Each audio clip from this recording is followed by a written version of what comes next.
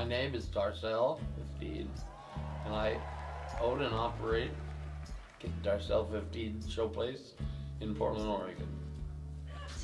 So, Darcelle, I'd like to say thank you so much for bringing us all together. We all come here together in honor of you. You've done so much for all of us individually. I think everyone in this room has a significant story that you've given. I've never been so full of love and caring and well, just all the things that keep you going. This is the Darcelle to Life drink. You buy one, you take the glass home. What? You buy 6, you take Darcelle home. Darcelle 15 started, well, how many years ago? 55. 55 years in a dress. That is incredible. You know, a lot of times those of us on stage with the microphones and the spotlight, we get all the attention and glory, but I don't want to take away from each and every one of you that took time from your schedule to come today to celebrate Darcelle, because you each have a special connection in one way or the other. Smile, smile, smile. I heard the whole world sing, and bells start to chime. The day of baby walk for the very first time. Thanks for smiling with us all evening. Isn't it bliss? Don't you approve? One who keeps turning around, one who can't move. Where are the clowns? There ought to be clowns just on our side, opening doors, finally knowing the one that I wanted was yours, making my entrance again with my usual flair, sure of my lines, no one is there.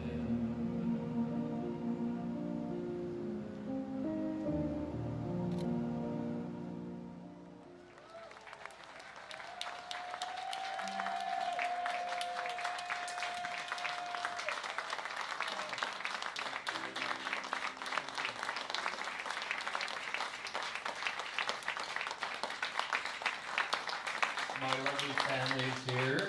My daughter, Julie, and my daughter, Mary. And over here is Sarah. Thank you so much. And my son, Walter's here, and friends. Thank you, Cass.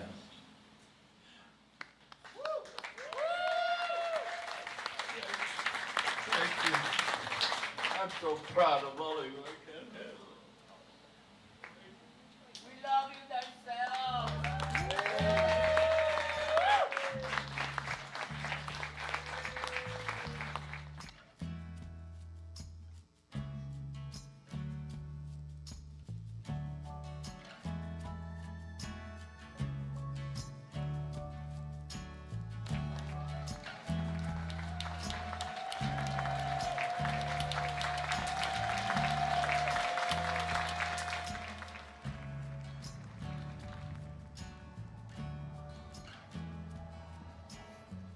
Hey folks, your friendly neighborhood Unipiper here. Very sorry that I'm not able to join you in person today as you celebrate the life of Walter Cole. Like he was to so many folks, Walter was a huge inspiration to me for being your authentic self and never giving up. And definitely Darcelle was a big part of what makes Portland special. Whenever Darcelle would see me, the first thing she would ask is what I was wearing under my kilt, and the answer would always be the same. It's a unicycle. And so today, as always, I have a unicycle, and I want to play a little something for everyone, and especially Darcelle.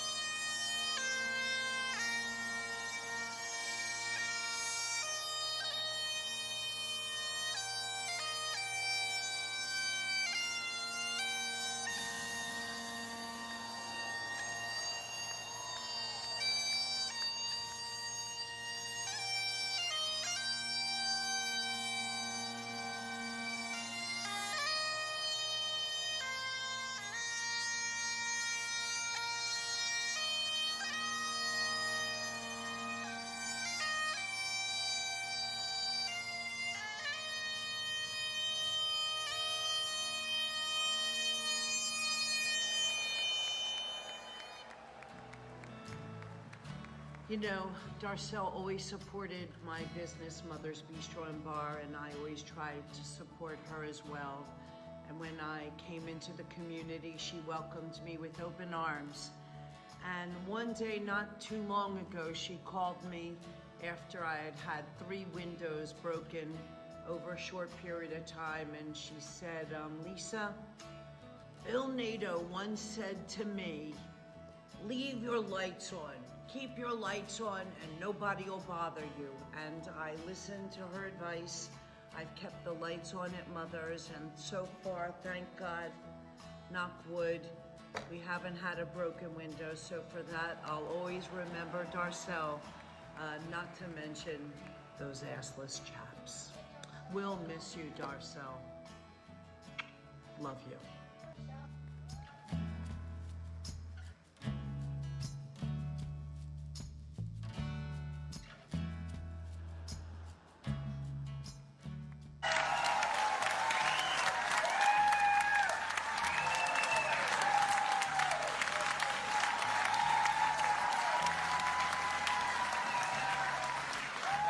Thank you. That's beautiful. We're looking at the contortionist who's making us nervous. I wish I could do that. It'd save a lot of time and energy. You know, I'd watch you try. Well, you know I'd be in a video somewhere. Yeah, you'd be somewhere. YouTube or XTube or PornTube or At something. least. The cover of Zip. Unzipped. Oh, no, you'd be unzipped. Zipped up. I knocked Mr. Schultz's Rocky died. The day he died, he died at 5 o'clock in the afternoon. I did the 8 o'clock show. I'm not bragging about that. This is my life, and this is where my family is, and my friends. So why would I sit in that big old house alone on a night that changed my life in New York? Yes.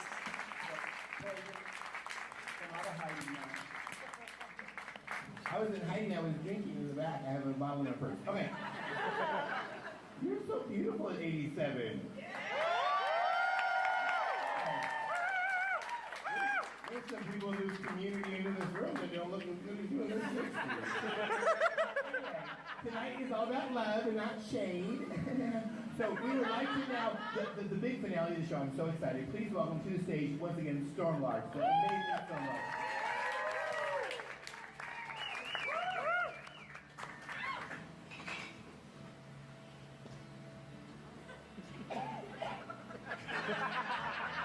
Unless you're ready to, never mind.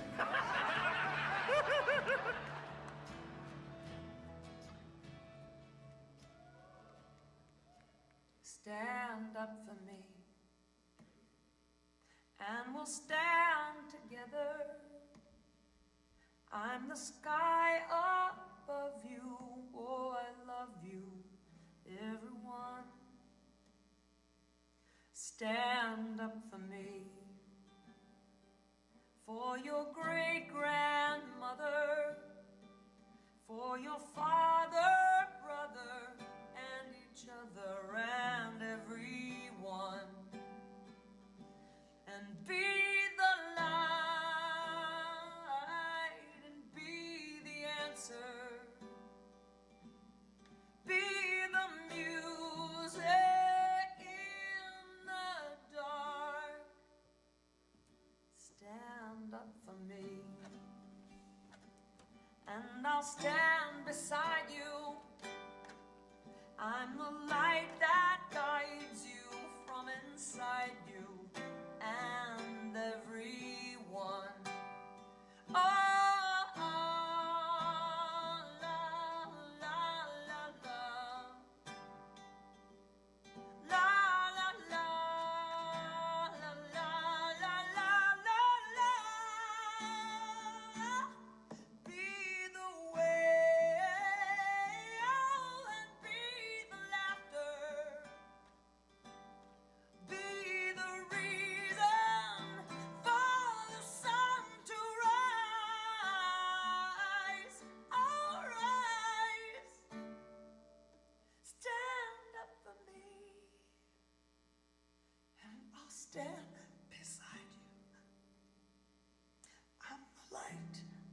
guides you from inside you, and everyone, and everyone,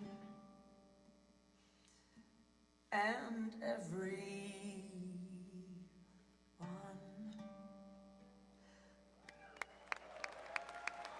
I love you so much. I'm sorry I'm not there. Good night, Darcelle. See you out there, everywhere. Big kisses to Roxy.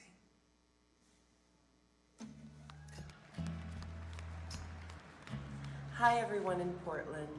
I'm Jinx Monsoon, and even though I really, really wanted to be there tonight, Poison was kind enough to organize us sending in videos so that I could send a little message to all of you.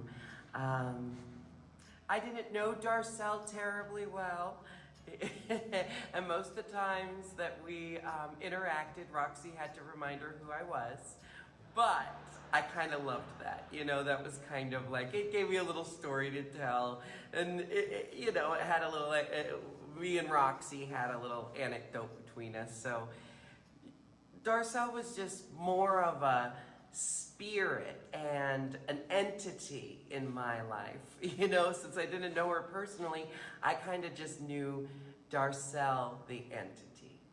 And to grow up with Darcelle, the entity, in my city, it was a huge privilege because I knew there was a place for me in the world. Even if I got bullied in high school or, had to deal with jerks out in the world, I knew that there was a fabulous drag cabaret bar right in my own hometown. And someday, if I was lucky enough, I might get to work there. And then, my dream came true many times as a kid. I got to do performances at Darcelle's show place for the all ages nights that happened annually. And I got to perform at Peacock in the Park, Peacock After Dark. I had all these lovely experiences because Darcelle fostered a community in Portland that created those kind of experiences for me, a young queer person, to have in my life. And I think that's one of the best gifts I've been given. So I hope everyone there takes a moment to realize how special it is that we lived in a city that had Darcelle and her show place. So I'm sending all my love, all my very best wishes for all of you there as you celebrate the life of an institution and a beacon of light for young people like I was one day, many years ago. I love you all.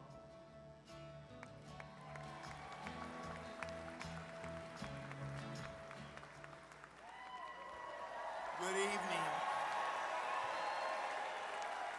Good evening. Thank you all for joining us here tonight for the celebration of life of Darcelle 15. Before we go any further, we have to thank all of the amazing, generous folks who made this amazing celebration happen.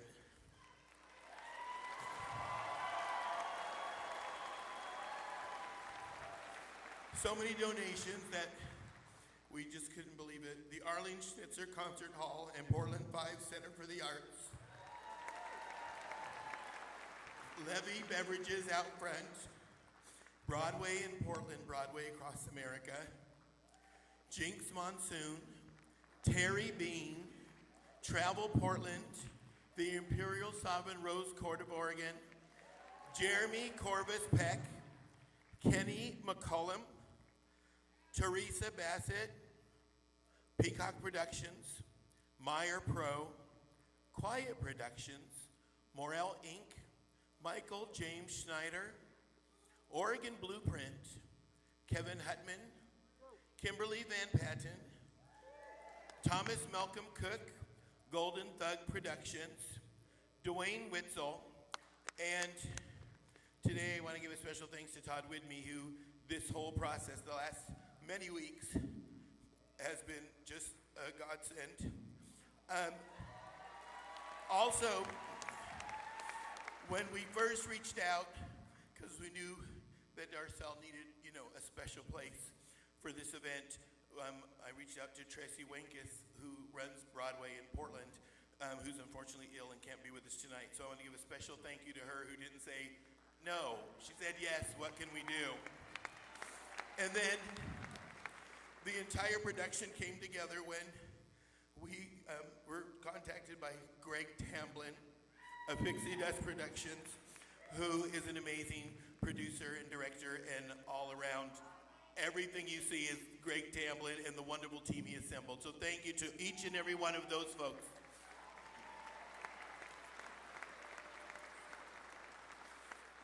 One of the other things that happened while working with the Arlene Schnitzer Concert Hall is, unbeknownst to many of us, the Portland Centers for the Arts Foundation has wanted to recognize Darcelle by adding their name to the Walk of Stars in honor of their lifetime commitment to our community's thriving arts and culture scene. Will they, in their words, we will be commissioning and installing Darcelle's star as a part of a small group of memoriam honorees, a constellation of souls who made a meaningful impact in helping to establish Portland as an inclusive and artistic community. We will celebrate this installation by inviting people to help endow the Portland's Youth Arts Program. We hope today's youth will be inspired by those who came before them and empowered to find their voices and claim their own spaces going forward.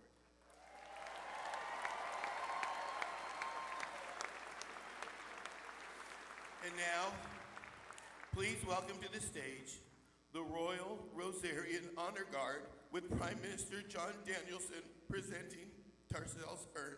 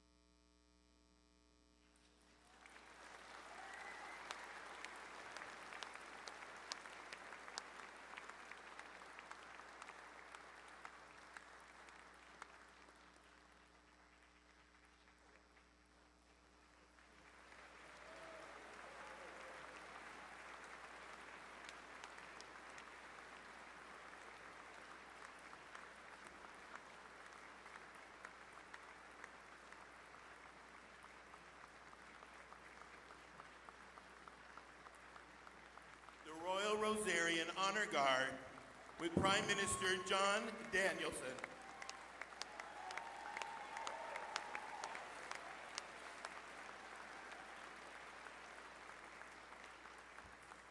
It's always an honor to introduce the Governor of the State of Oregon, Tina Kotek.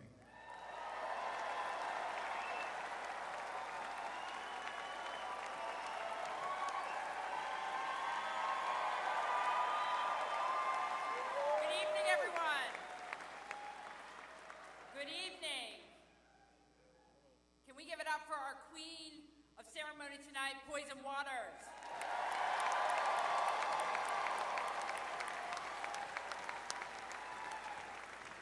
It's really wonderful to see you all tonight. Thank you all for being here, and thank you to all the sponsors who said yes to this celebration tonight. First Lady Amy and I are so excited to be here tonight to celebrate not only with Oregon, but but the nation and the world. To celebrate the life and legacy of Walter Cole and Darcelle 15. Just a little fun note, my mother-in-law and my sister-in-law who live in Arizona so loved visiting Darcelle's club when they were here, and they send their well wishes and their condolences to all of us here, saying she was special, and she certainly was. When you look out at the crowd tonight, I think this is exactly what Darcelle would have wanted. A room full of people, of electeds and old friends and new friends and business owners and comrades along the way, fellow performers, people who loved her, are here to celebrate with her tonight. Darcelle had a rare skill that few of us achieve and so many of us strive for, to bring people together by being true to who she was. It's not fame that makes an icon, it's the impact they have on others, on how they think, how they see themselves, and what they believe is possible. Darcelle, as we knew on stage here in Portland, believed that anything is possible. Almost 20 years ago, I had my first encounter with Walter and Roxy. I was a candidate, I was running for office, and honestly, I had no idea who they were, but I knocked on their door.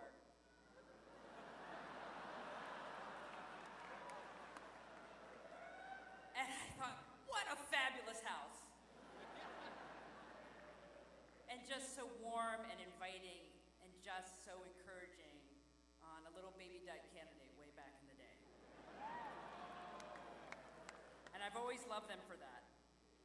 In 2016, in an interview on Oregon Public Broadcasting, Darcelle said, quote, "I want to die on stage, full house, kicking my heels up." And that wish came true. And in that same interview, and in interviews that came before it, Darcelle drew a bright line between her life as a performer and Walter Cole's life as a husband and a grandparent, including changing pronouns on and off stage. That is what freedom looks like.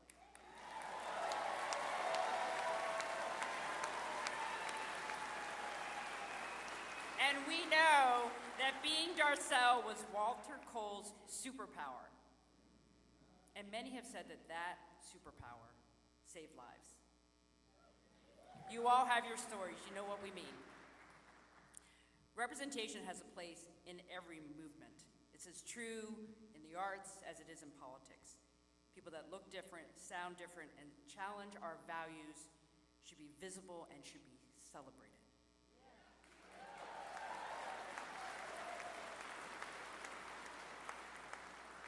Darcelle broke barriers as Portland's most famous drag queen, and later as the oldest performing drag queen in the world. And we know a lot changed during that lifetime, and we're here to celebrate that because there is hope. In Darcelle's memory, there is hope and joy that we can bring together, all of us, by being our authentic selves. That we can channel that authentic self into prosperity and progress for everyone. And that we can change minds while kicking up our heels. So let us tonight celebrate Darcelle, celebrate Walter. Rest in love, both of you. We will miss you, but you will always be with us. Thank you.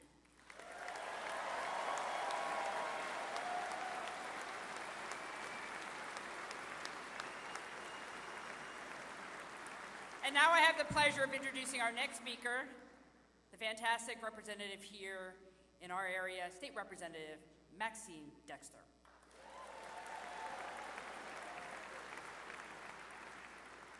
Good evening. Thank you, Governor Kotek, and thank you to Poison Waters, the Cole family, and the Darcelle Showplace community for welcoming me.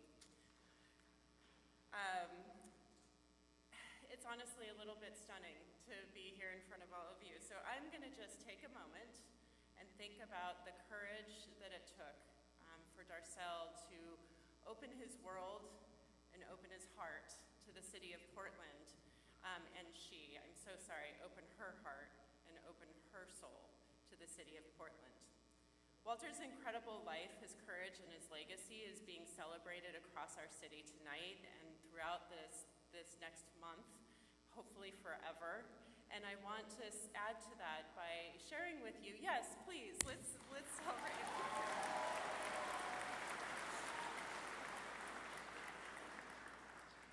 I want to share with you that I'm here because I am the state representative for downtown and Northwest Portland, Linton, and Cathedral Park. And those communities have very tight ties to Walter Cole.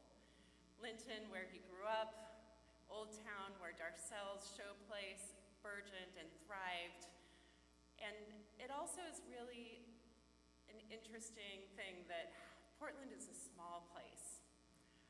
Tonight, earlier today, when I was talking to my mother-in-law about speaking here, and I said, you know, Darcelle's showplace was called Demas's Tavern before he bought it.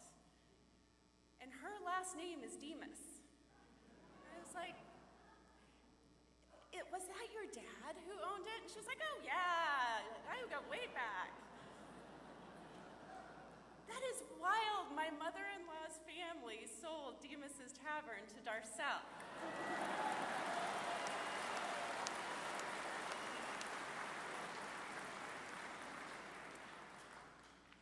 She shared with me that whenever Walter or Darcelle would see she or her sister Christina, she would stop everything and welcome them and embrace them as just what they really were, as just owners of a place that she made into an iconic establishment in the city of Portland. But she made Tony, my mother-in-law, feel loved. And I think that's really what I wanted to share is the love that Darcelle shared enigmatically throughout the city of Portland is going to be felt for generations, and it impacts me, it impacts my district, it impacts all of us. So Walter and Darcelle's impact will be touched by many tonight, and we will be celebrating that, but I want to share with you that I've introduced a House concurrent resolution in the Oregon House of Representatives to honor Walter's life and his contributions, which will be co-chief sponsored by Senator Kate Lieber and has the support of many of my colleagues, some of whom are here tonight. Resolutions aren't law.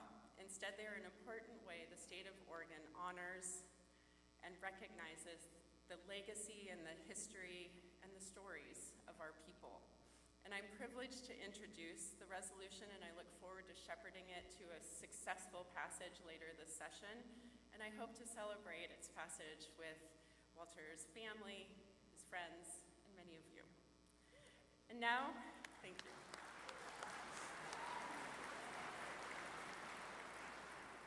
And now it is my privilege to introduce you two amazing human beings. First, another icon, a mentor and a friend, a champion for equal rights for all, and a trailblazer who continues to inspire me with her courage and her kindness, the first woman to be elected governor of Oregon.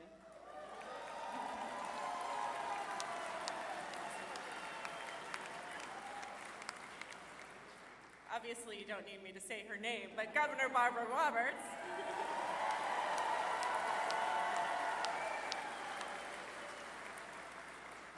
It is also my pleasure to introduce Mr. Terry Bean, someone who has fought, yes, thank you.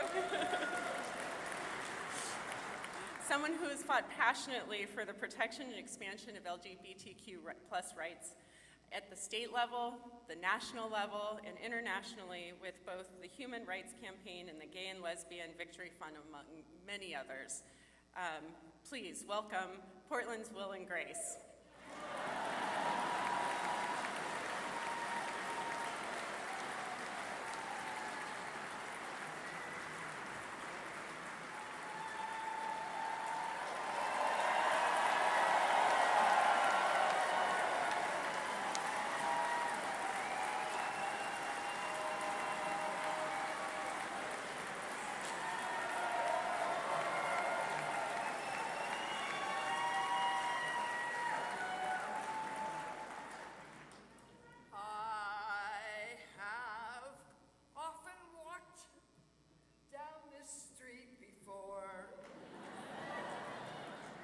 governor?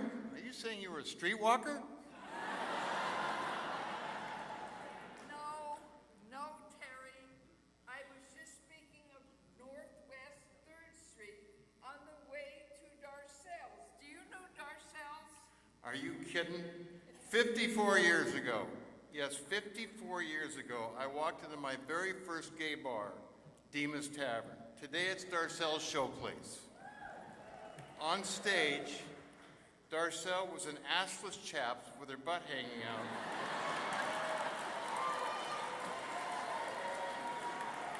Singing Rhinestone Cowboy. Immediately after, Roxy came out doing cartwheels on roller skates. Now that is a piece of history.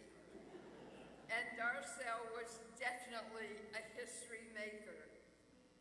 It is hard to describe the sense of belonging that Darcelle created for Portland's LGBTQ community for literally generations.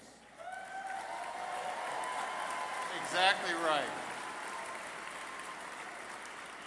Darcelle was brave and courageous, yet she was humble. And boy, was she authentic. Darcelle literally made a difference in tens of thousands of people's lives. You know, Terry, I was thinking, it occurred to me that perhaps, just perhaps, Frank Sinatra put Darcelle to music with her song and his song, My Way. And now the end is near, and so I face my final curtain. My friend, I'll say it clear. I'll state my case, of which I'm certain. She lived a life that's full. She traveled each and every highway, and more, much more than this, she did it her way.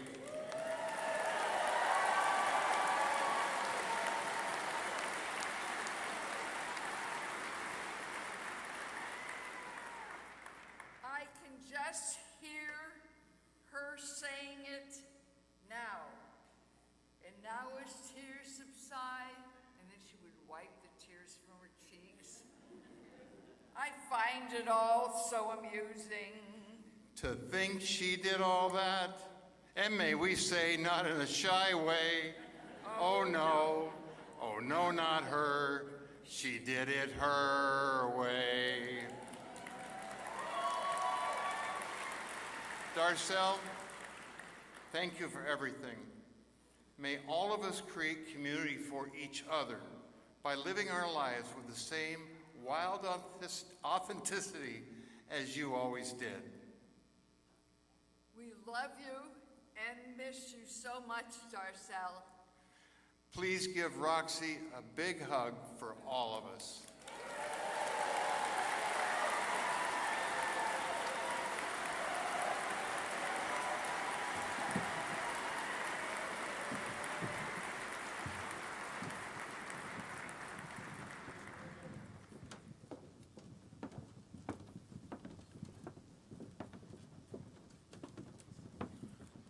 Well, thank you. Good evening. My name's Ted Wheeler. I'm the mayor of the greatest city on the face of this planet. And I am so honored to have been asked to be here to say a few words on behalf of the life and legacy of Darcelle. You heard earlier tonight that the Guinness Book of World Records named Darcelle as the oldest performing drag queen in the world, in the entire world, and that's an amazing accomplishment. I'm 20 years younger and I can still barely get out of bed, so I can't imagine doing that routine the way Darcelle did every single time she was on that stage. She gave 100%. We know that. We know that she was an incredible performer, but her legacy was both on the stage and off the stage. Darcelle, and as you know, also known as Walter Cole, was a Portland icon. but also a tireless advocate for LGBTQ plus causes, and perhaps one of our city's most successful philanthropists. I can't tell you how many times I went to events just over the last 16 years where Darcelle was behind the fundraising. Darcelle was performing. Darcelle was providing inspiration. Darcelle was giving her voice to numerous good causes. That was incredible in and of itself. But obviously there was so much more. Darcelle 15's Showplace has provided Portland with a safe place for the LGBTQ plus community for over 50 years. 50 years. And as the nation's first LGBTQ plus site added to the National Register of Historic Places, Darcelle's continues to be a groundbreaking institution, offering refuge, offering kindness, offering entertainment to the LGBTQ plus community and everyone else who chooses to go through that door. Over the years, countless charities, organizations, and institutions have benefited from Darcelle's tireless fundraising. I also had the pleasure to meet Darcelle over the years many times, as I'm sure virtually everyone in this room has. And since assless chaps have been mentioned twice already, I believe I'm the only sitting mayor to put $2 in said chaps while serving as the mayor of the city of Portland.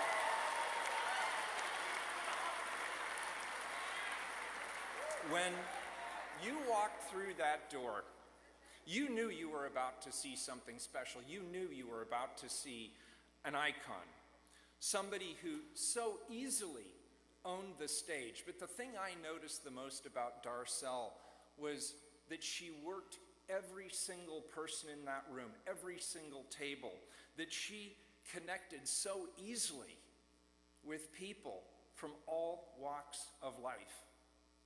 I know that her legacy is going to live on in this community, guiding and inspiring the work of so many young artists and so many other performances and audiences, not just here, but all across the state of Oregon. I see her impact not only in the many talented performers that call Portland home, but also in those who work so hard and with such courage to advocate for the LGBTQ plus community here, but also all across the nation. Darcelle, I'm grateful that all you have done for the Portland community. I'm heartened to know that your devotion, your kindness, and your acceptance will continue to shine an important light in this community. And now, without further ado, I'm pleased to introduce the Portland Gay Men's Chorus.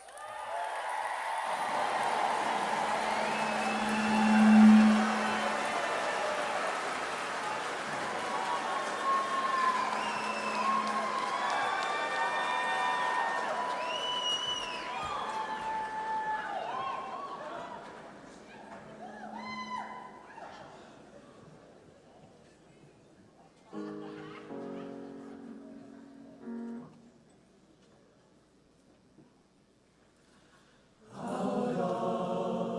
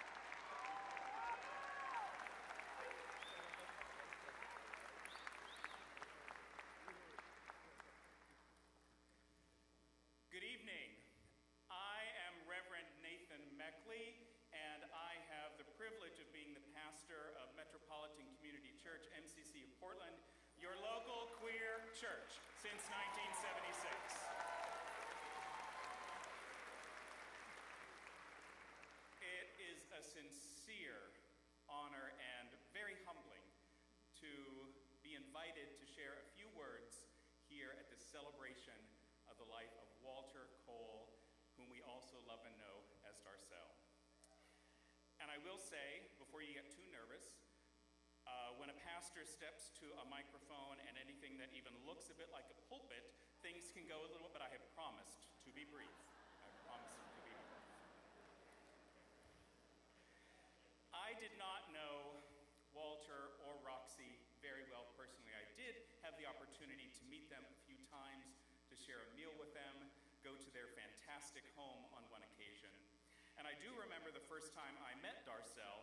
I believe it was at one of the first Peacock After Dark performances, and I walked into the lobby. Now, I have been around some drag queens, but that does not entirely prepare you to meet Darcelle.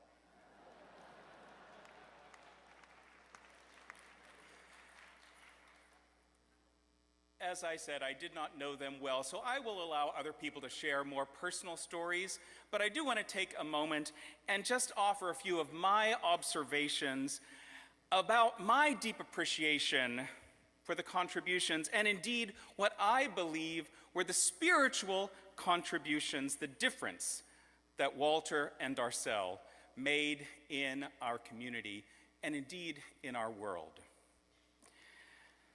Because at a time when there were very few places for lesbian, gay, bi, trans folk, queer people could not gather safely anywhere in Portland, or perhaps anywhere at all, very few places, Walter with Roxy and then others, and continuing as Darcelle, created a safe space, a Portland sanctuary, if you will.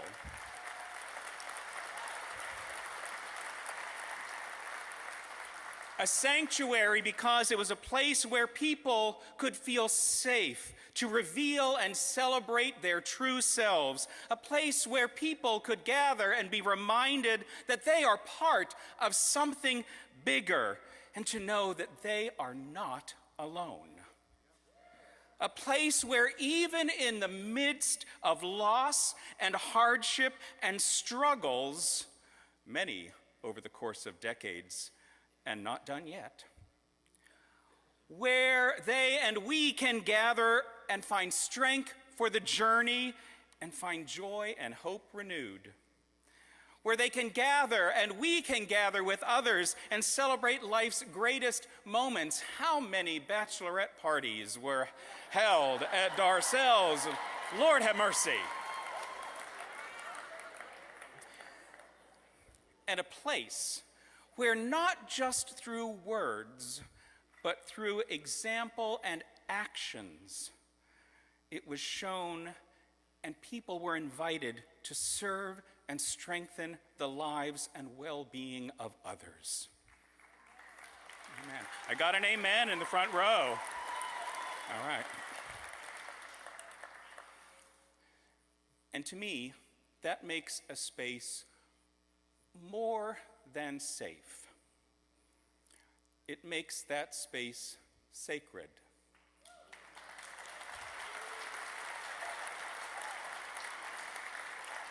And from someone who has done this for a few years, that also sounds a little bit like church, at least at its best. At least at its best. And Darcelle was the founding and presiding minister of drag at this Portland sanctuary.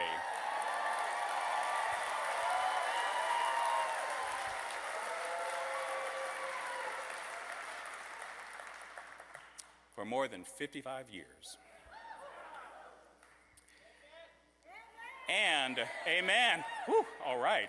I told you I was going to be brief. Don't get me going. And that leaves an indelible, positive legacy for all of us to take up and to follow, does it not? Yes.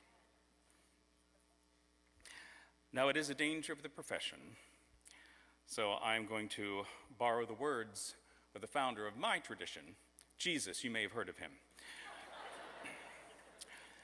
more than 2,000 years ago, when he was asked how you could tell the difference between those who have truly loved others as they love themselves, the golden rule, as we tend to call that instruction, how you could tell the difference between those who truly did so rather than those who just know and can repeat the words.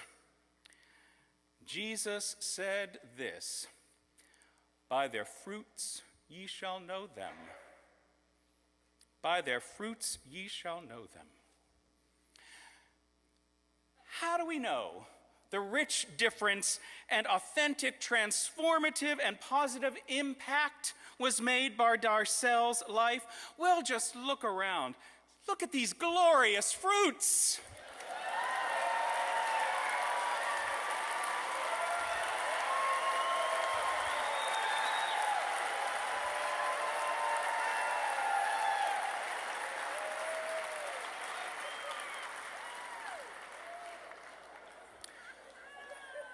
And you are glorious, by the way, just glorious.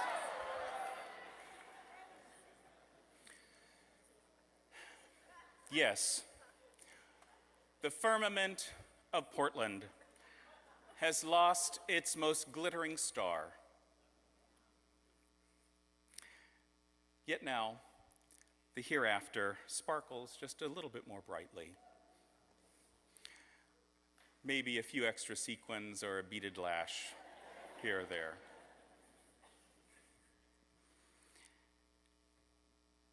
At memorial gatherings of those whose earthly life was so very well lived and shared so generously, there's another saying of Jesus that is borrowed.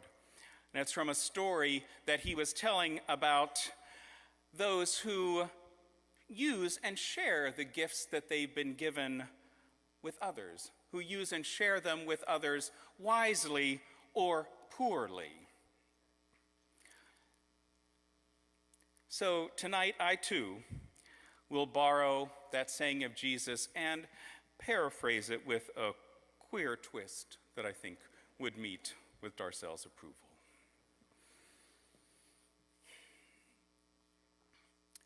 Well done, thou good and faithful Queen. Well done.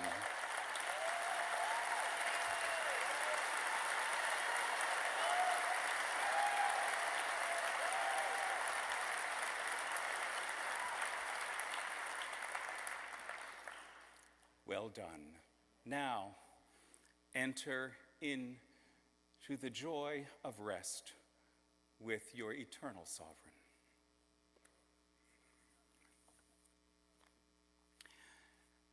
It's also my pleasure to introduce our next guest.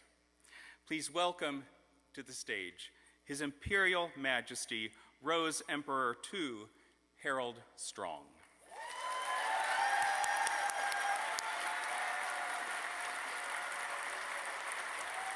Thank you. Wow.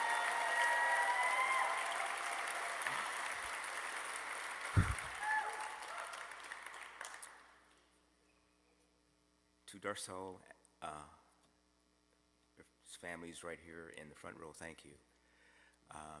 This is actually my second opportunity today to speak on Darcelle 15 and the Imperial Sovereign Rose Court. I had to, earlier this morning, about noon, go to a class at Portland State University and speak on behalf there. And so it's like twice in a day, so here I go. When I was asked to do this on behalf of the Imperial Sovereign Rose Court, I thought to myself, what am I going to say that hasn't been said about Darcelle?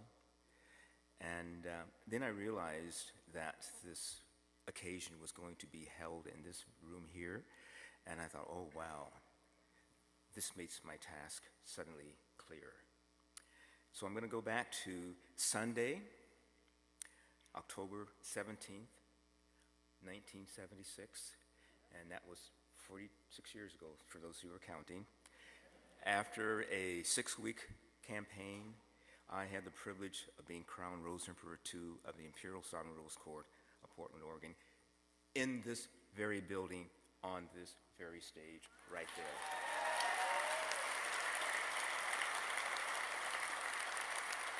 Yeah. And as I stand here now, I can still see the audiences up there and the audiences down here. It's amazing. But that's what inspired me to speak tonight. So it's going to be kind of personal, but because I want you to understand the impact that Darcelle, Walter, and of course Roxy had on this 5'9" black man. Okay. After winning, I kind of realized that the members of the court were not speaking to me as I thought they should, and it kind of worried me because we had a major program to put on in 6 weeks, and we needed to get started with the process, and it bothered me. So, having worked with Darcelle before as part of the Portland Forum, I called him up, and this is what I really want you to grasp here. I've never forgotten it. I went to the bar, and he was there, and he was working on the costume, sewing as he was doing, and I expressed my concerns to him about how I was going to maneuver, get through this next year. And I remember very clearly his words to me. They kind of startled me at first, but I remember very clearly. He stopped and he looked at me and he said, "I wouldn't wait. I'd just do it." And I'm thinking, wow, it's a moment that I've never forgotten in my entire life, because those words propelled me to take charge. They propelled me to organize people. It propelled me to step up to leadership. It propelled me to bring me here this very day, and I do owe that to Walter. Those few words, "I wouldn't wait, I would just do it." And I thought, wow, strong words. I still feel it today. I still recognize that today, and those words kind of laid the foundation for me and all my involvement in this community all these years. It started with that comment from Darcelle. Yes.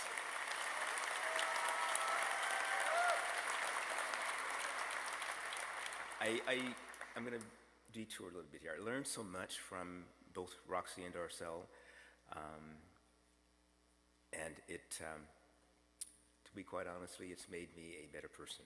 I'll have to tell that, because growing up here in Portland, Oregon, there was a lot of things missing, and there were some guidance issues there that I didn't have. But once I met these two people, my life changed immensely and for the better. And so I want to say thank you, Darcelle, for that. I'm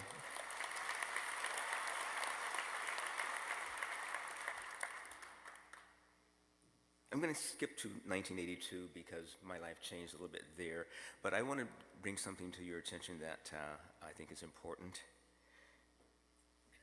Before there was RuPaul and Drag Race, there was Darcelle, 15.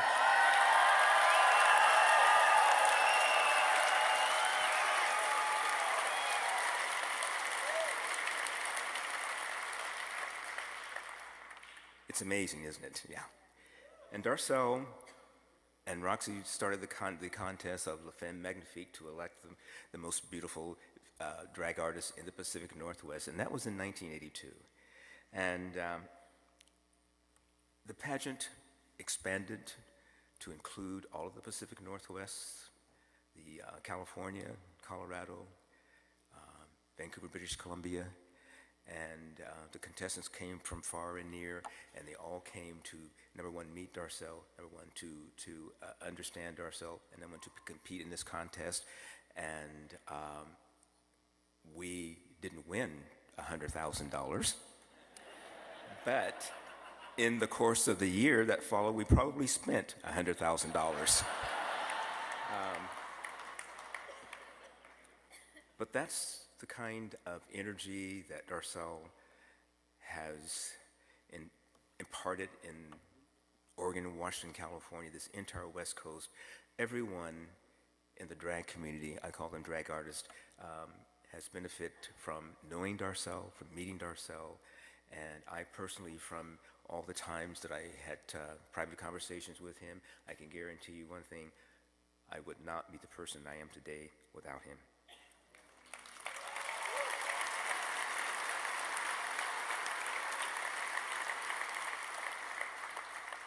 Speaking of the La Femme Magnifique contest in 1985, I thought I would join the group, and I ran. And here's the thing: I was there. I was new to drag. I could hardly put makeup on, and the only reason why I could do my eyebrows is because our wonderful person Champagne taught me how to do that. But as far as being a drag entertainer, I knew nothing. I just had the will, and I wanted to do it, and I won. I am the fourth La Femme Magnifique, way back then in 1982, and that began my drag career. I never thought that I would be a drag queen. There's nothing wrong with it, but I just never thought that I would be on stage doing all those things. However, through Darcelle and Roxy both, they taught me how to be on stage. And one of their premier lessons that they imparted to me is that once you're on stage and the spotlight comes on, the most important thing that you have to do is entertain your audience. All your personal life, all the things that bothered you before you got there, they are put on hold until your performance is over. And that's something I've never forgotten. And for me, I'm not a dancer or anything like that. I'm pretty torch singer or something, what you want to call it. But I've learned from those two to look people in the eye if you can see them from this point. So all of you in the front row, I can see you, and if the lights are up, and I can see your reaction, and that really inspires performers to go on. I learned all that from Darcelle and Roxy, and so thank you. During that year that I was La Femme, again, I said I was new to being a drag artist, so I would go into the bar every Tuesday at noon and sit down and talk to Darcelle. And we would talk about things that I just told you. We would talk about life in general. And I would always leave full of encouragement and feeling better off having had that conversation with him. And that lasted out throughout that whole year. And I like to say, I learned from the best, and that was Darcelle. I learned from the best.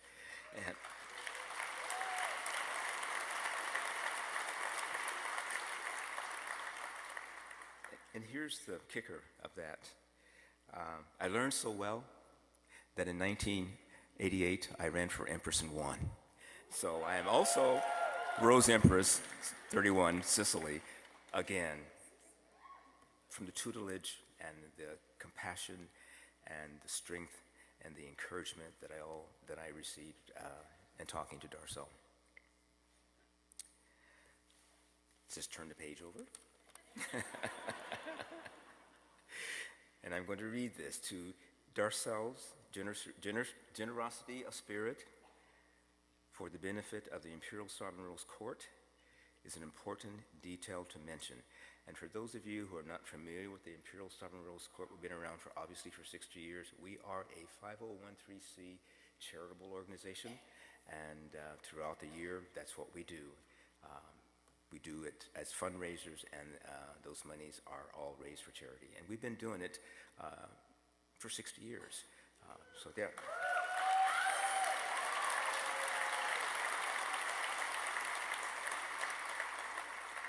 It is because of Darcelle's encouragement that we continue to celebrate the Rose Court's achievements to this day, and we number 63 empresses and 45 emperors. And most of those are present today. And as I stand here, I have to tell you a little fact that you probably didn't know, that when Darcelle was elected Rose Empress 15, it was done in the lobby of this building, right out there. And so, yeah. I want to tell you to remember the happiness of the rose. That was Darcelle's moniker when he was Empress, but Darcelle lived up to that and provided happiness, guidance, friend, confidant. You never left Darcelle without feeling better. And that is a monument to Darcelle. He was always there. He always knew the right thing to say. He didn't always agree with you. Let me tell you that. He didn't always agree with you, but you always felt better having been in his presence and listening to his spirit. And so thank you, Darcelle. Because of you, we, the Imperial Sovereign Rose Court, we are all better humans because of you and your contribution. So thank you.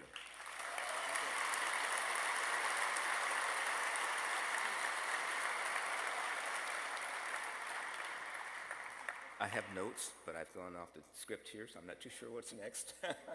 So will someone come here and help me at this moment, please?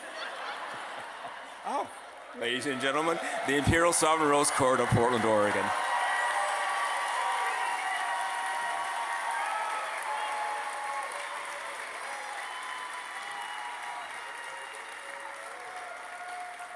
Just go. The roses. Where is the... That way, that way. That way, it's over there. It's on the other side of the monarchs.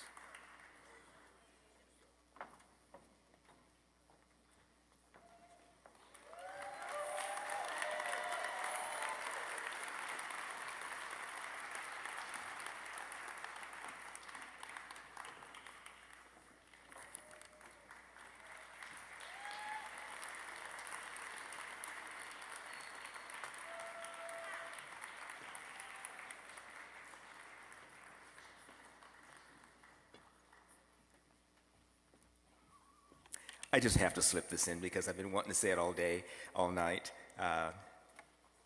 This robe that I have on, Darcelle made it for me.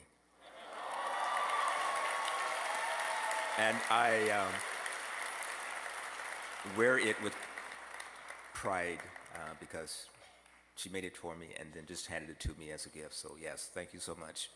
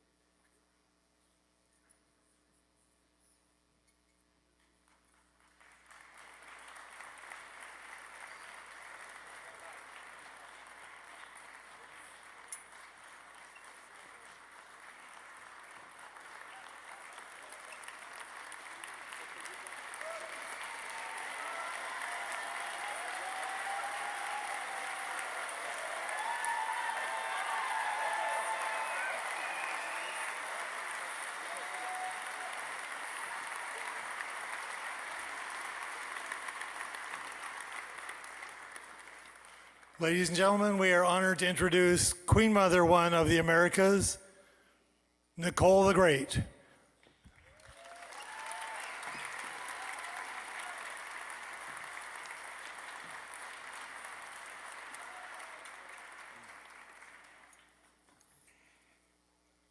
Good evening. Buenos dias.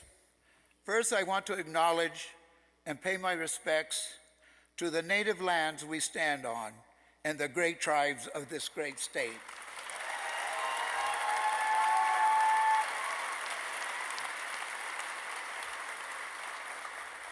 To the 39th Governor of Oregon, the Honorable Tina Kotek, who is not only the pride of many in Oregon, but throughout this nation.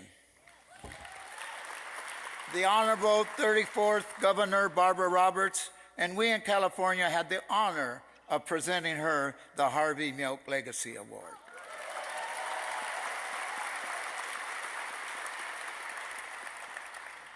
The Honorable 53rd Mayor of Portland, Ted Wheeler. And of course, to their most imperial majesties, Rose Emperor 45, Arcadian, and Rose Empress 63, Takara.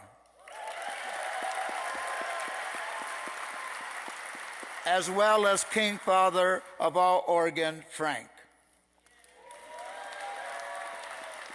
I bring you all, and especially the family of Walter Willard Cole, our beloved Empress 15, Darcelle, personal condolences from Judy and Dennis Shepard in Wyoming, Stuart Milk in Florida, the nephew of Harvey Milk, Walger Nagel in New York, the partner of the great black civil rights leader Bayard Rustin, the founder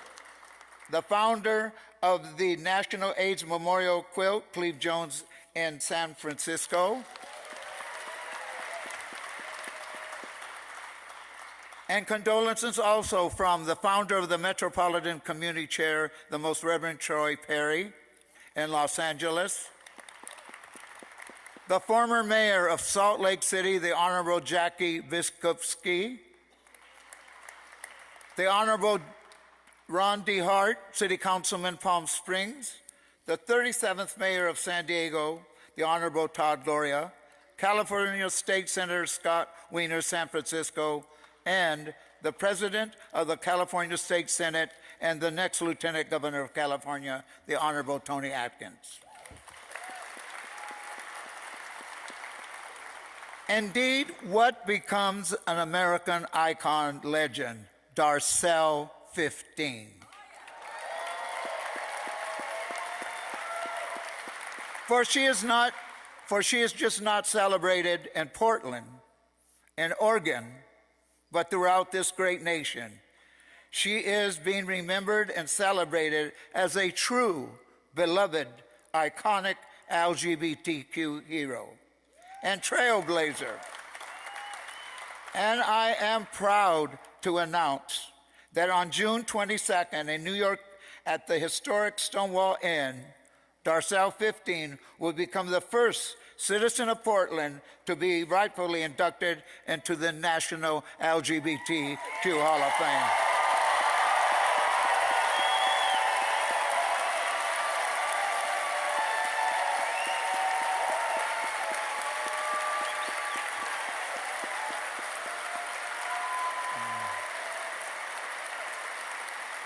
I thought you would like that.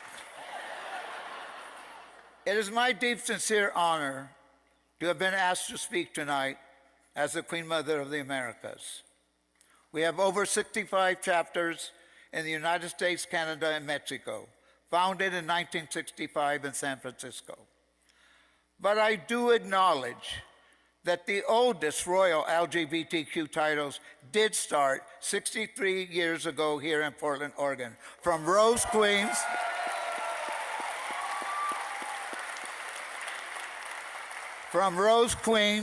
to Rose Queens to Rose Empresses.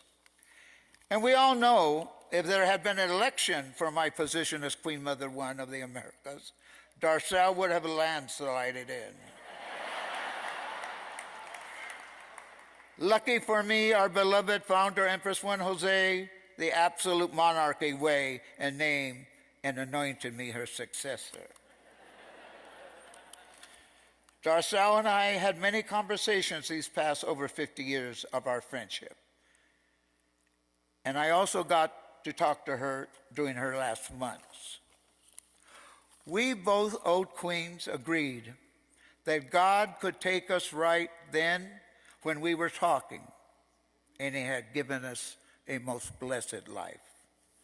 For we came from the generations, as many of you here, that children could play safely in their front yards. We all kept our doors open in our homes. Churches, schools, synagogues, and temples, all houses of worship and schools were safe. And while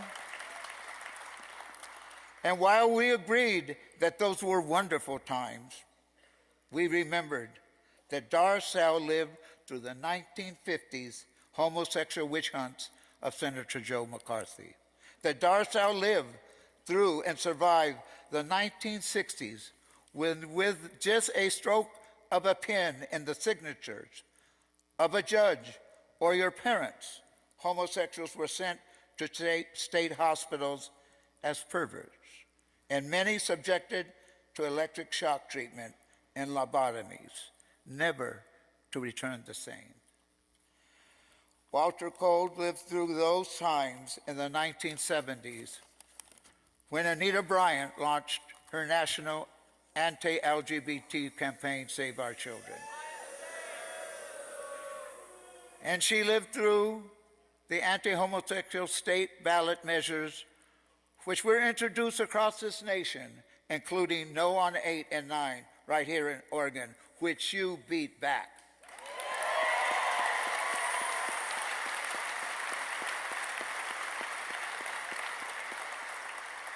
Darcelle survived the 1980s and the anti-LGBTQ campaigns of the likes of Jerry Falwell and became a leader in those early dark years of AIDS when we were all alone. And Darcelle, who has described herself as the shy, four-eyed sissy boy, was proud of her military service and to be, in fact, a veteran, and was active in the efforts of the national campaigns to lift Don't Ask, Don't Tell. And I know proud military veteran Walter Cole would like us all to respect and recognize her fellow veterans here with us tonight. Would our veterans active duties please stand so we can acknowledge your service to our nation.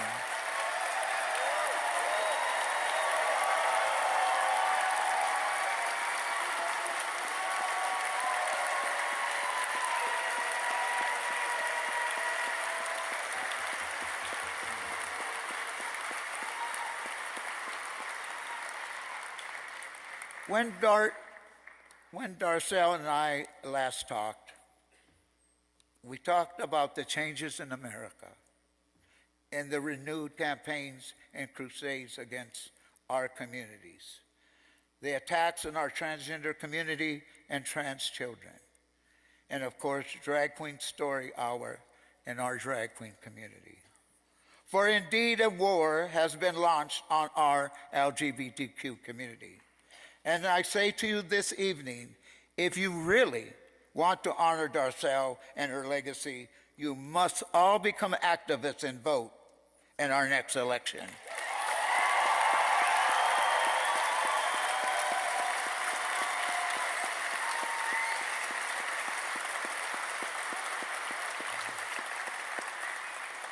And I know Darcelle would want you to not only fight for our LGBT community, but other communities under attack.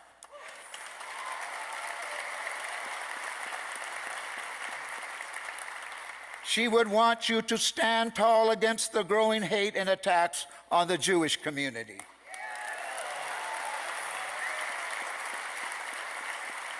That we would stand tall and fight for a woman's right to choose.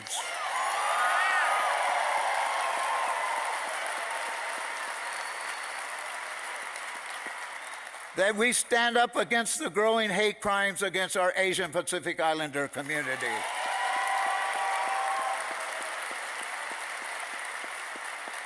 The attacks on the Latino and immigrant communities. And the attempts to suppress not only the vote of our African American community, but trying to erase their history.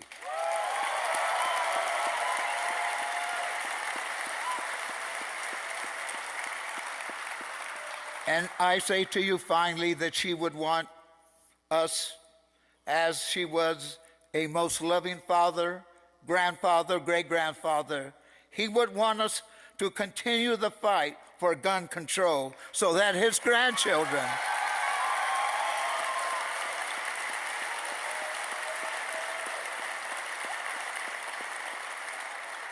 he would want us to continue that fight for gun control so that his great-grandchildren, grandchildren's children, and all children would be safe in our schools.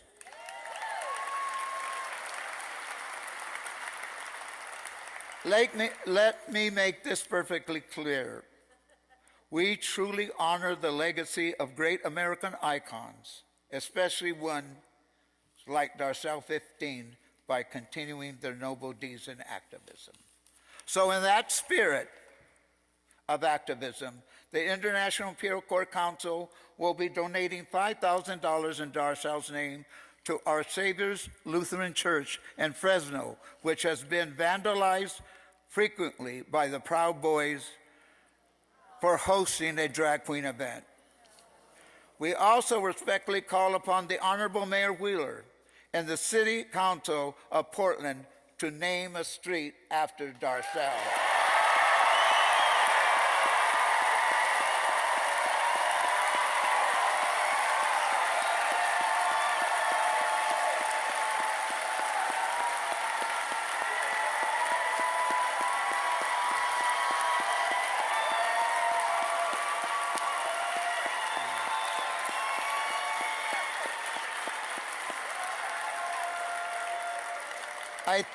I think the mayor and the city council heard you. And just as Darcelle, Terry Beam, and I did for your historic Harvey Milk Street, testifying before your city council, this old queen will gladly fly up again to do so for Darcelle.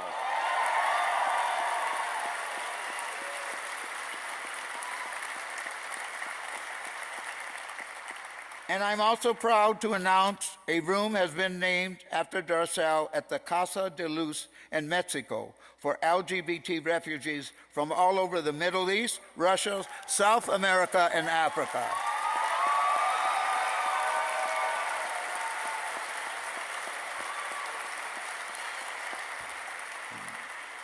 In closing,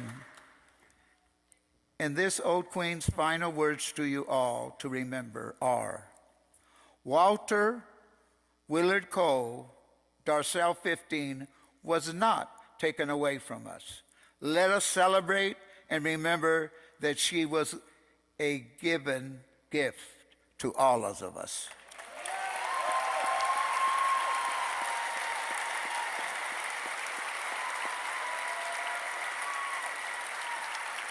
A most, yes, remarkable, majestical, wonderful gift. And so, what finally becomes a legend is a standing ovation. Ladies and gentlemen, I present to you Her Most Imperial Majesty, the 15 Rose of Portland, Empress Darcelle the Great.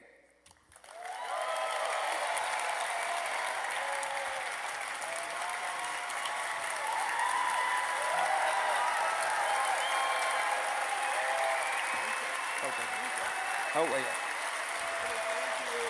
And in the traditions of the Imperial Court, hip hip, hip hip, hip hip. All right. Please welcome to the stage the author of Darcelle's play, her first one-person play that was then translated into a fabulous book, Sharon Knorr.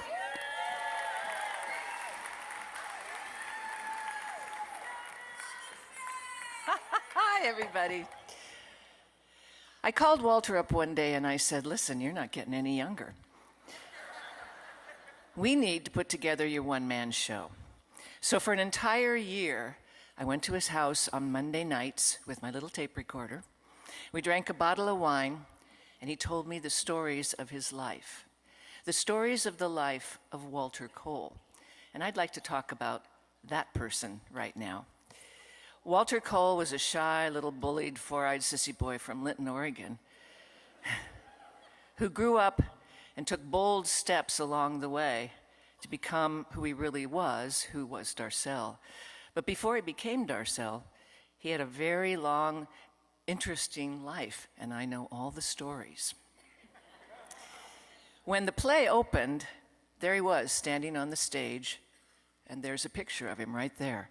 He was wearing a black shirt, black slacks, black shoes, no makeup, no jewelry, no hair. I didn't mean that to be funny. And there was an audible gasp in the audience, because a lot of people had never seen him out of drag. And I think most of the people there thought that they were going to see a drag show and a drag queen tell the story of her life.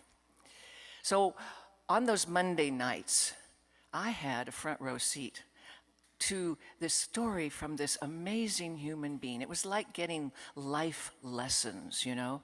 And you've heard all of it tonight about how he lived his life, to be honest, to be bold, to be brave, to give, to love, and to be happy. Be happy. That was a choice for him. There's lots of things would all happen to us and to him, certainly, that you could be unhappy about, but he never let that get in his way. He was always happy. Yes.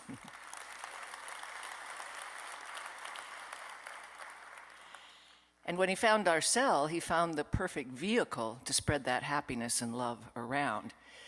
And if the old adage of you get back what you give out into the world, I want you to just look around this room. There's 2,776 seats in this auditorium. They're all full. There's a lot of people across the way looking at a big screen TV, I think. And there's a lot of people in Portland who wish they were here, but they couldn't get a ticket. I think we could have filled the Moda Center, but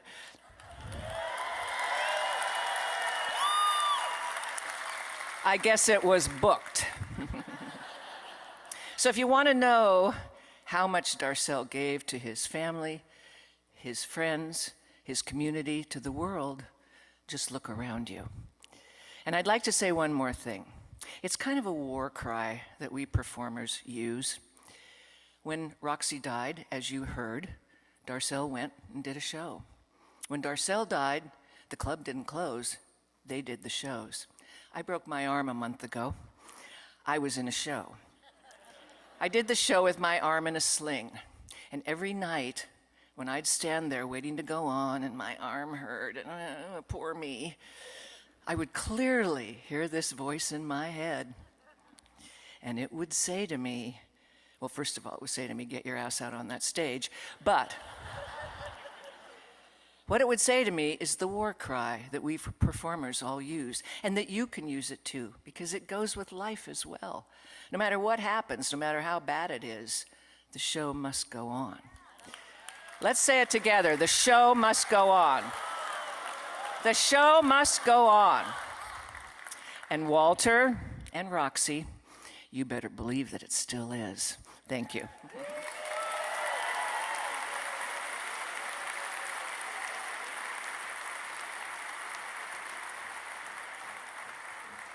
And please welcome the hostess of KATU's AM Northwest and Darcelle's favorite redhead, Helen Raptis.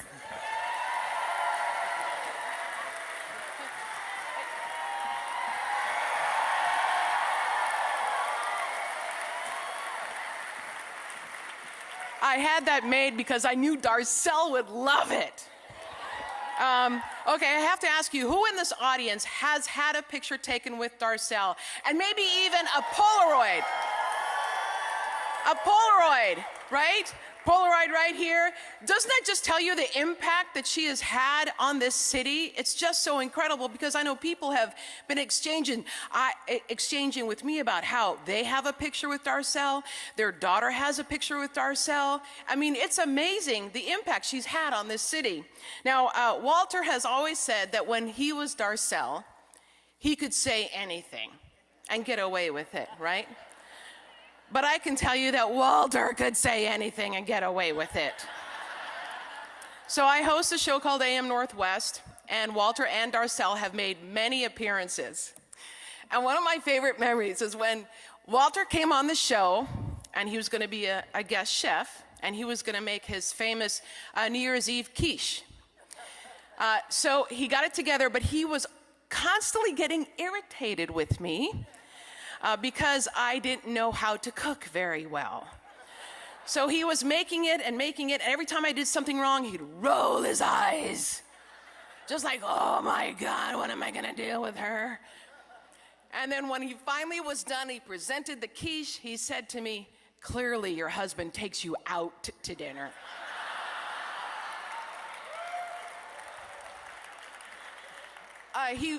He watched my show most mornings, and I heard about it because the next time we'd get together, he'd say, darling, you didn't like that guest, did you? Or, darling, that food that you tasted, you didn't like it, did you?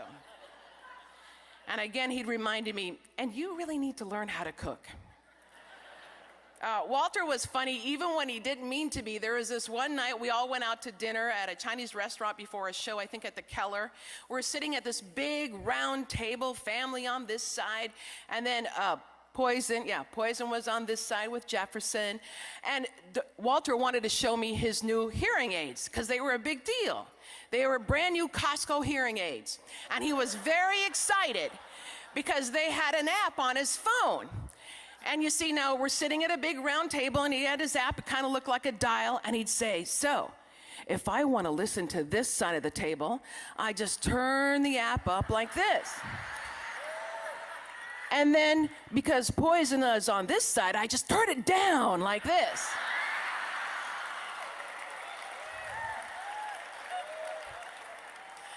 Walter loved to flirt with my 6'4" husband. Whenever I showed up and my husband David wasn't there, he'd say, where is your hot, tall husband? I want to climb him like a tree.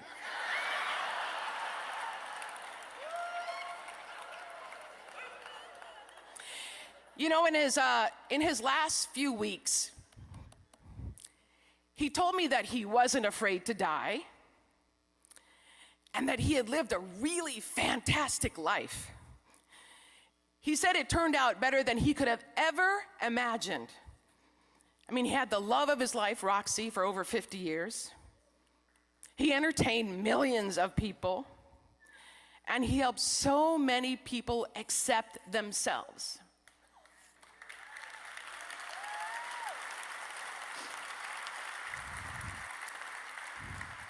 So, how do you say goodbye to a legend? You don't. You just cherish the memories, those photographs, and of course, the Polaroids. Poison.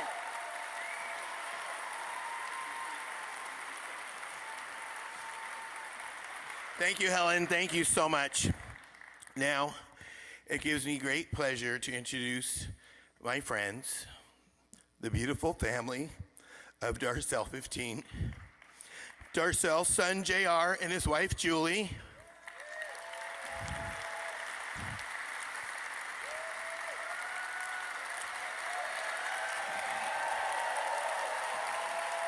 Darcelle's daughter, Meredy, and her husband, Dennis.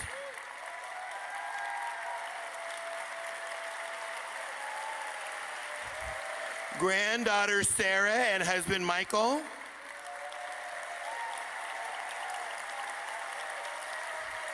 And granddaughter Amanda and husband Logan.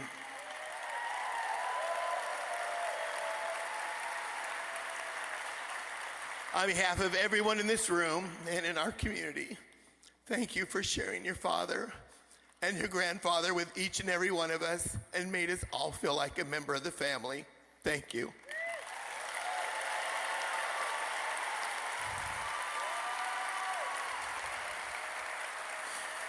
And speaking of family, please welcome, celebrating 42 years with Darcelle 15 and Company, Mr. Mitchell.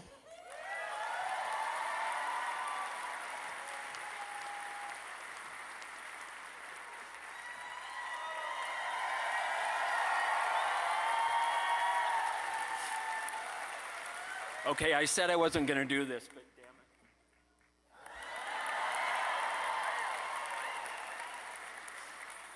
I had to wear something new.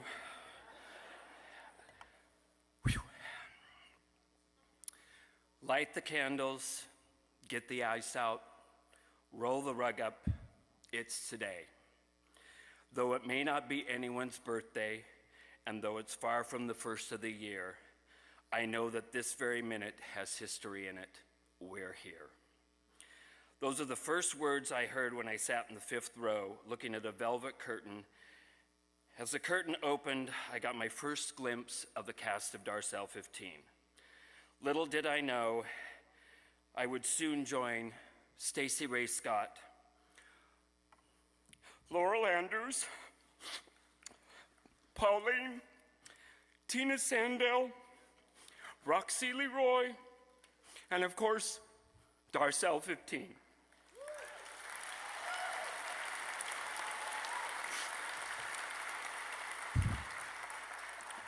I had no idea what was in store for me for the next 42 years.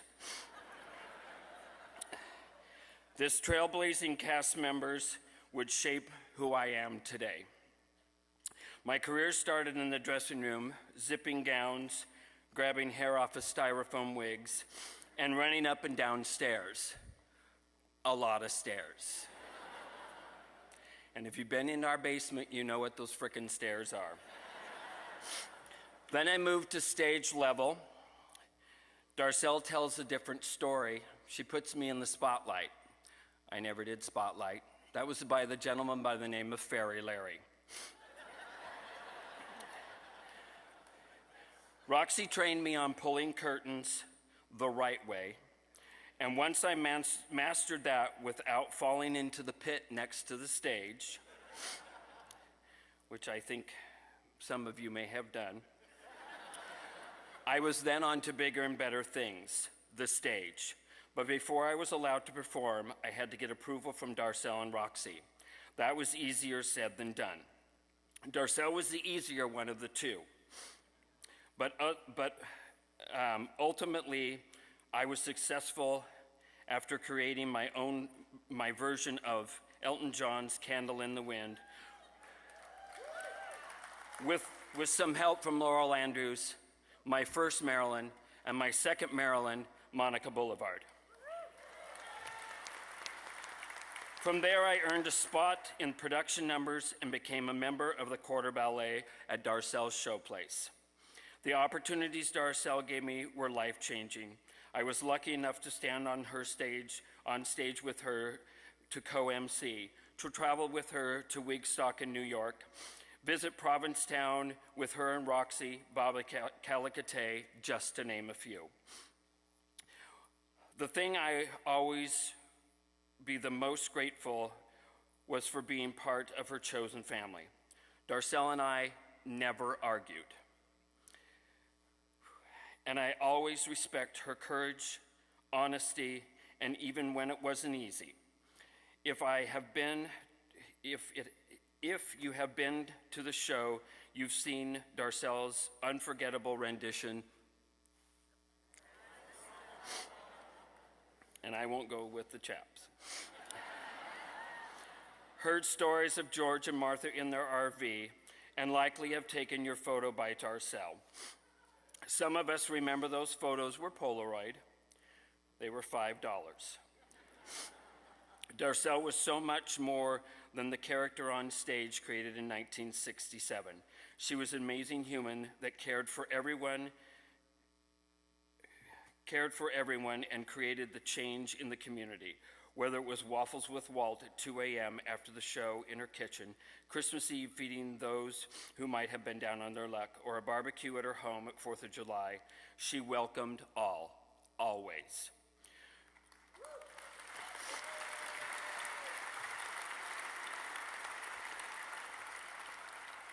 Darcelle was known for designing and sewing the production wardrobe. The reality is Darcelle made custom costumes, and we cussed the costumes. No matter what, those costumes created an illusion of glamour usually, and sparkled through many cast members and crew changes. We have all lost too many of our family over the years, and I remember them fondly and miss them dearly. Without a doubt, Roxy and those who have already joined him have shown choreograph and all ready for Darcelle. It's an honor to be in such great company and to continue what we have always done at 288 Northwest 3rd, celebrate. The amazing Poison Waters, the sewing hands of summer seasons, the sass of Casanova, the class of Alexis, the glamour of BBJ, and the reveal of Binky, along with lights, sounds, and cocktail staff. We are leading into the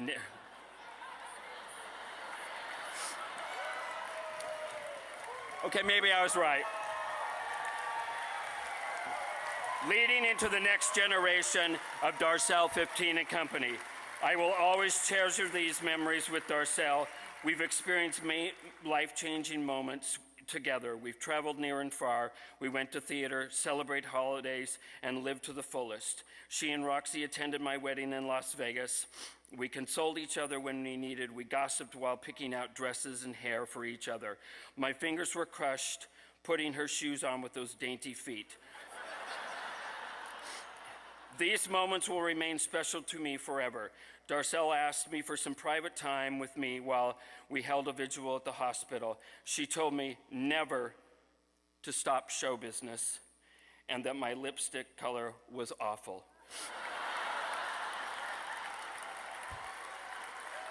Ladies and gentlemen, the cast of Darcelle 15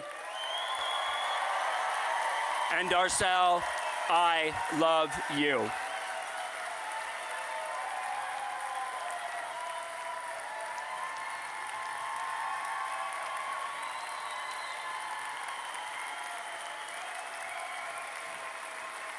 Thank you, thank you. It is now our pleasure to invite to the stage the founder and leader of Pink Martini, Thomas Lauderdale.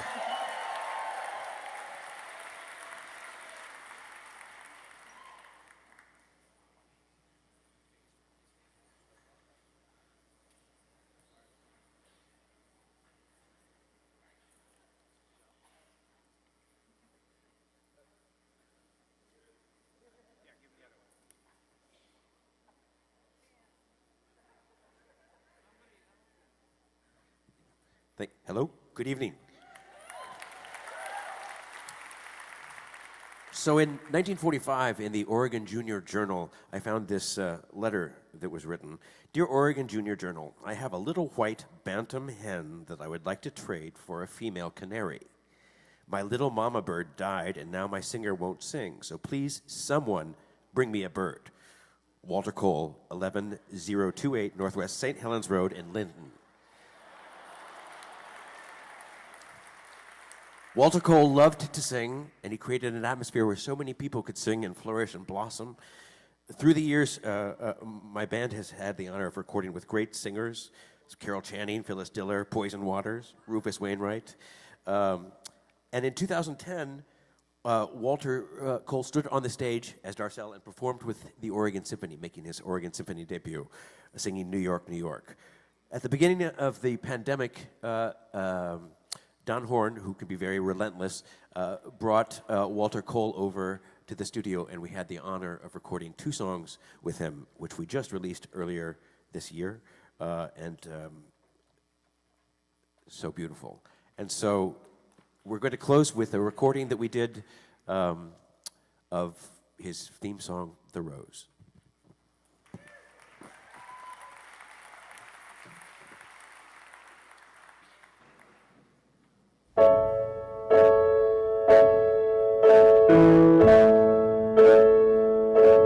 Some say love, it is a river that drowns the tender reed. Some say love, it is a razor that leaves your soul to bleed. Some say love, it is a hunger, an endless aching need. I say love, it is a flower, and you,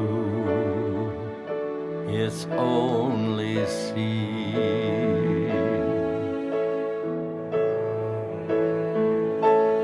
Is the heart afraid of breaking, that never learns to dance? Is a dream afraid of waking, that never takes a chance? It's the one who won't be taken, who cannot seem to give,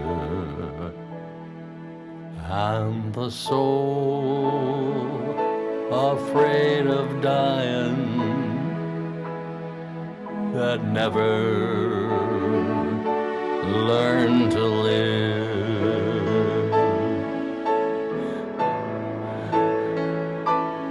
When the night has been too lonely and the road has been too long, and you think that love is only for the lucky and the strong, just remember, in the winter, far beneath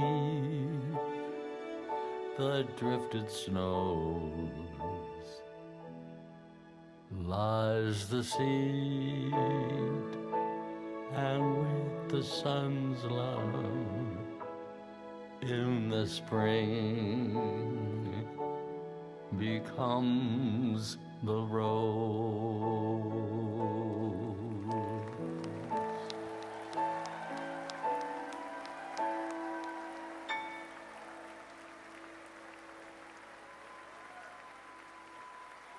Thank you all very much, and good evening. Thank you.